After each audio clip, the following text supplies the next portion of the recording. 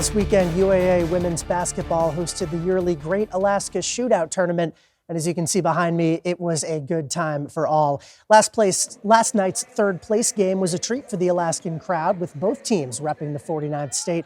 On the Seawolves side, of course, are a few Alaskans, most notably the starting duo of Elena Mack and Miley Anderson, pitching in a combined 33 points as the Division II Seawolves jumped out to an 11-point lead in the third quarter. But their Division I opponents, the Bowling Green Falcons, would eventually come back and claim third place at the shootout, led by that man, head coach and Palmer native Fred Chamiel. Afterward, both sides happy to have been involved in the Alaska Hoops Showcase. It was surreal, actually, like coming out and seeing like the Alaska Shootout. I was like, wow, it was like a slap in the face, like this is real, like I'm here. So it was really, really cool. I love this tournament. I think we're going to give it a break for a year or two at least. But I would love to bring our team back and let a whole new crop experience Alaska. And you can't really blame him. The trip certainly is not one for the faint of heart. He also mentioned that Alaska should be proud of their Seawolves even in defeat. And he's right. UAA played a pair of Division I teams close and nearly upset the Falcons outright, promising signs for the Seawolves season ahead. And also yesterday, over at West Anchorage High School, the Cook Inlet Conference's best sharpshooters were under the gun to see whose aim is truest. The Region 4 Rifle Championships are the peak of competition for Alaska high school shooting, and all 8 schools in the region came locked and loaded for the chance to win it all. Each round features different stances and techniques, with shooters aiming for the targets across the gym while coaches and fans watch along. And while the atmosphere may seem quiet, that's not for the lack of importance. It's the opposite. This is a big, this is a big thing. Like for these kids, this is like the Olympics for these kids.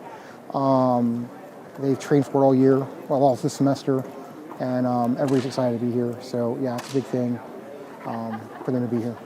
And this year, it was Eagle River coming out on top of the field, with Service and Diamond completing the 2025 rifle podium.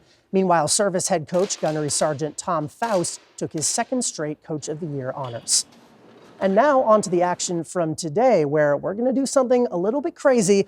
Let's go outside. It's the start of the ski season in the last frontier. Today marked the second day of the annual Nordic Cup meet between the UAA and UAF cross-country skiing squads.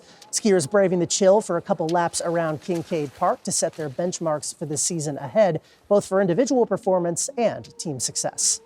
In cross-country skiing, we're trying to balance the team component with individual targets. So we're hoping to get some people qualified for international races and have some success there, as well as have a solid Rocky Mountain season in the RMISA.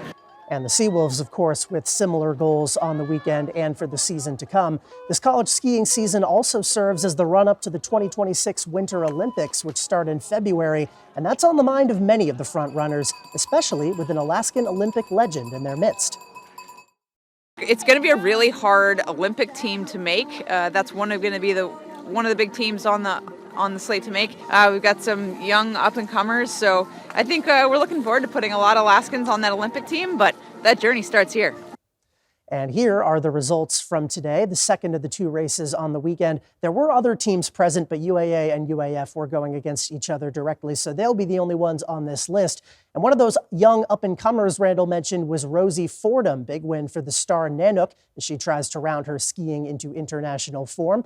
And on the men's side, it's the Seawolves leading the way with a pair of delightfully Scandinavian names at the top of the charts. Once again, those 10 the only ones racing for either of the 2 University of Alaska schools. And one last look at weather coming right up.